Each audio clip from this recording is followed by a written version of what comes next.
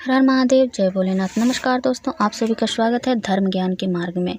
दोस्तों, आज हम बात करेंगे कि गंगा में भी नहीं धुलते इस तरह के पाप। अगर अनजाने में कोई पाप हो गई है हम सभी से, तो उससे हम कैसे मुक्ति पा सकते हैं। तो आप लोग वीडियो को लास्ट तक, अंत तक जरूर देखिएगा। अगर आप लोग हमसे जुड़ना चाहते हैं तो चैनल को सब्सक्राइब करके बेल आइकन दबा लें, जिससे कि जो भी वीडियो मैं अपलोड करूं सबसे पहले आप तक पहुंचे। दोस्तों, श्रीमद् भागवत गीता में भगवान श्री कृष्ण के उन उपदेशों का वर्णन है जो उन्होंने महाभारत युद्ध के दौरान अर्जुन को दिए थे। गीता सबसे प्रभावशाली ग्रंथ है। भगवत गीता को भगवान का गीत भी कहा जाता है। गीता के अनमोल वचन मनुष्य को जीवन जीने की सही राह दिखाती है। गीता जीवन में धर्म, कर्म और प्रेम का पाठ पढ़ाती है। गीता संपूर्ण जीवन दर्शन है और इसका अनुसरण करने वाला व्यक्ति जीवन में कभी निराश नहीं होता है। गीता में श्री कृष्ण ने कहा है कि कुछ पाप गंगा नहाने पर भी नहीं धुलते हैं। दोस्तों, गीता के अनमोल विचार हैं, आप लोग वीडियो को अंत तक जरूर देखिएगा। गीता में श्री कृष्ण कहते हैं कि गंगा में वही पाप धुलते हैं जो गलती से हो जाते हैं। योजना बनाकर किए गए पाप जो होते हैं वो भगवान कभी माफ़ नहीं करते हैं। श्री कृष्ण कहते हैं कि किसी भी व्यक्ति को अकेले चलने से नहीं घबराना चाहिए। शमशान, शिखर और सिंहासन पर व्यक्ति अकेले ही पहुंचता है। गीता में लिखा है कि मनुष्य गलत कार्य करते समय दाएं बाएं, आगे पीछे, चारों तरफ देखता है। उस पर देखना भूल जाता है, ऊपर देखना यानी कि ऊपर देखना भूल जाता है। आप सब कुछ छिपा सकते हैं लेकिन ईश्वर से कुछ भी नहीं छिपा सकते। गीता के अनुसार किसी भी व्यक्ति को सिर्फ दिखावे के लिए अच्छा नहीं बनना चाहिए। ईश्वर आपको बाहर से नहीं बल्कि भीतर से भी जानना चाहता है और उसके आगे दिखावा करना बेकार होता है। गीता में लिखा है कि केवल डरपोक और कमज़ोर लोग ही चीज़ों को भाग्य पर छोड़ते हैं। वहीं जो मजबूत इरादों और खुद पर भरोसा करने वाले होते हैं वे कभी भी नियति या भाग्य पर निर्भर नहीं रहते हैं। ऐसे लोग अपनी मेहनत से सब कुछ हासिल कर लेते हैं। गीता में लिखा है, जो कुछ भी तू करता है उसे भगवान को अर्पण करता चल। ऐसा करने से सदा जीवन मुक्ति का आनंद अनुभव होता है। चलिए मैं आप लोगों को एक कहानी के माध्यम से इसे समझाती हूँ। एक बार एक ऋषि ने सोचा कि लोग गंगा में पाप धोने जाते हैं, तो इसका मतलब हुआ कि सारे पाप गंगा में समा गए हैं और गंगा भी पापी हो गई है। अब यह जानने के लिए तपस्या की पाप कहाँ जाता है। तपस्या करने के फलस्वरूप देवता प्रकट हुए।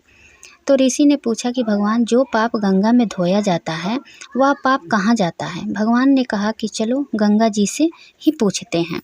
दोनों गंगा जी के पास गए और कहा कि हे गंगा, जो लोग आपके यहाँ पाप धोते हैं इसका मतलब आप भी पापी हुई।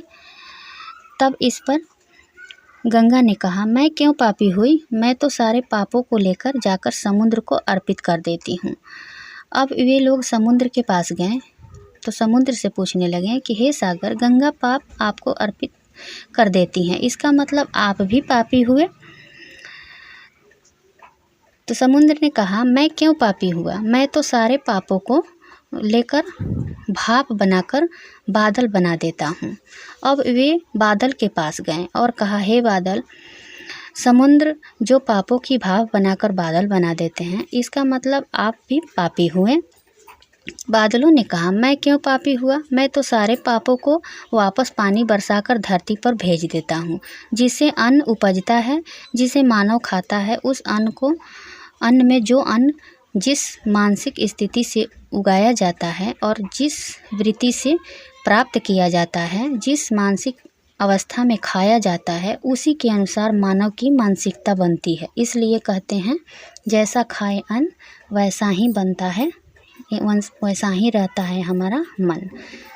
दोस्तों, पृथ्वी पर जो भी आया है वह कर्म के बंधन से बंधा हुआ है। कर्म करते हुए जाने अनजाने कई बार हम पुण्य अर्जित कर लेते हैं तो पाप भी हमारे खाते में आ जाता है। पाप को दुख का कारण माना गया है। पाप के कारण ही मनुष्य जीवन मृत्यु के चक्र में उलझा रहता है। इस चक्र से छूटने के लिए जरूरी है कि पाप कर्म के बोझ से मुक्त हुआ जाए। इसके लिए शास्त्रों में आत्मशुद्धि के लिए यज्ञ, दान और व्रत जैसे कई विधान बनाए गए हैं। इन्हीं में से एक है एकादशी व्रत। दोस्तों, वर्ष की 24 एकादशियों में चैत्र मास की कृष्ण पक्ष की एकादशी को पाप मोचनी एकादशी कहा गया है। यह एकादशी इस वर्ष यानी कि पुराणों में बताया गया है कि एकादशी के व्रत से जानकर या अनजाने में किए गए सभी पापों से मुक्ति मिलती है। पाप मोचनी एकादशी कथा, इस एकादशी के संदर्भ में जो कथा मिलती है उसके अनुसार चैत्र रथ नामक वन में शिव को प्रसन्न करने के लिए शिव भक्त मेधावी ऋषि कठोर तप में लीन थे। उनके तप और पुण्यों के प्रभाव से देवराज इंद्र घबरा गए। ऋषि की तपस्या भंग करने के लिए इंद्र ने मंजुघोषा नामक अप्सरा को चैत्र रथ वन भेजा। मेधावी ऋषि जो थे अप्सरा के हाव भाव को देखकर उस पर मुग्ध हो गए। शिव भक्ति छोड़कर ऋषि मंजुधोसा के साथ रहने लगे। कई साल गुजर जाने पर मंजुधोसा ने ऋषि से स्वर्ग वापस जाने की आज्ञा मांगी। ऋषि को तब भक्ति मार्ग से हटने का बोध हुआ और अपने आप पर ग्लानि यानी कि होने लगी। धर्म भ्रष्ट होने के कारण अप्सरा को मानकर ऋषि ने उसे पिशाचिनी हो जाने का श्राप दिया। अप्सरा इससे दुखी हो गई और श्राप से मुक्ति के लिए प्रार्थना करने लगी। इसी समय देव ऋषि नारद वहां आए और अप्सरा एवं ऋषि दोनों को पाप से मुक्ति के लिए पाप मोचनी एकादशी व्रत करने की सलाह दी।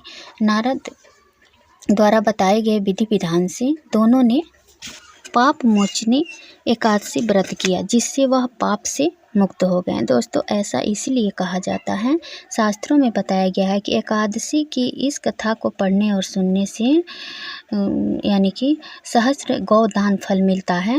ब्रह्म हत्या, सोने की चोरी और सुरापान करने वाले महापापी भी इस व्रत से पाप मुक्त हो जाते हैं। यह व्रत बहुत ही पुण्यमय है। व्रत का नियम है दोस्तों, आप लोग सभी जानते हैं कि सभी एकादशी का जो नियम होता है एक ही जैसा होता है। तो हमें कोई भी अगर जाने अनजाने में पापों से अगर मुक्ति आप पाना चाहते हैं तो आप एकादशी का व्रत अवश्य करें। ज़्यादा से ज़्यादा भगवान का चिंतन करें और जो भी पाप हुआ है उस गलती का क्षमा हमें भगवान से मांगना चाहिए और जो भी हम किए हैं क्षमा मांगकर और उस पाप को करना हमें छोड़ देना चाहिए। लेकिन अगर हम करते रहें और भगवान से कितना भी क्षमा मांगेंगे और करते रहेंगे तो भगवान हमें माफ़ नहीं करेंगे। अगर हम छोड़ देते हैं, चाहे हम कितना भी बड़ा पापी हों, लेकिन जब हम भगवान की शरण में चले जाते हैं तो हमारा सभी पाप धुल जाता है। दोस्तों, अजामिल ने एक नाम से जो है तर गया था, तो ये के नाम से हम सभी पापों को अपना धुल सकते हैं खुद। अगर कोई दान उपदान आप नहीं कर सकते हैं, कोई व्रत पूजा नहीं कर सकते हैं, तो आपको केवल एक नाम का सहारा लेना चाहिए। जितना हम नाम जपेंगे भगवान का उतना ही हमारा पाप जो है कटता है। तो आप एक नाम का सहारा ले लीजिए और हर सांस में भगवान का नाम लेते रहिए, काम करते रहिए और नाम जपते रहिए। इससे क्या होता है कि जितना ज़्यादा हम भगवान का नाम लेते हैं उतनी जल्दी हमारा पाप जो है कट जाता है, चाहे वो इस जन्म का पाप हो या पिछले जन्म का पाप हो। तो अगर आप जाने अनजाने में अगर आप अपने पापों से मुक्ति पाना चाहते हैं तो बस आपको कुछ नहीं करना है। अगर करना चाहते हैं तो आप एकादशी का व्रत अवश्य ही करें। एकादशी के व्रत करने से हमें मोक्ष की प्राप्ति होती है और ज़्यादा से ज़्यादा भगवान का नाम हमें लेना चाहिए। इससे बहुत जल्द हमारा पाप जो है कट जाता है। तो उम्मीद करती हूँ कि ये जानकारी आप लोगों को पसंद आएगी। वीडियो पसंद आए तो आप लोग सब्सक्राइब लाइक जरूर।